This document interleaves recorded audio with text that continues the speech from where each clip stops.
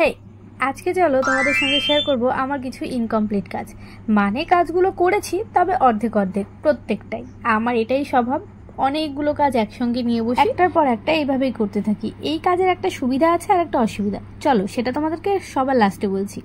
এখন যেটা বলবো সেটা হচ্ছে আমার পেইড ক্লাসের জুলাইয়ের ফার্স্ট উইক থেকে আমি আমার ক্লাসগুলো স্টার্ট করছি, আর মাত্র কয়েকটা সিট বাকি আছে। তো সিট বুকিং করার জন্য স্ক্রিনে দেওয়া নাম্বারে আমাকে হোয়াটসঅ্যাপ করতে পারো, সেখানে আমি পুরো ডিটেলস তোমাদেরকে পাঠিয়ে দেব। এবারে চলো একসঙ্গে এত কাজ নিয়ে বসার সুবিধাটা জানা যাক।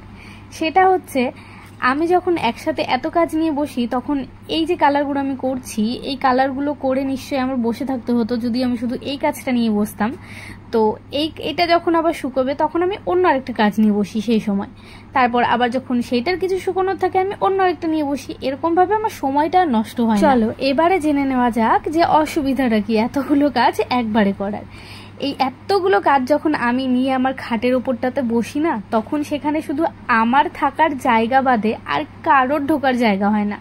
তো আমি নিজেই মাঝে মাঝে ভাবি আমি এপাশে বসবো না ওপাশে বসবো। সে যাই হোক, আমি কোনো রকমে ঠিক আমার জায়গাটা ওদের মাঝখানে করে নিই।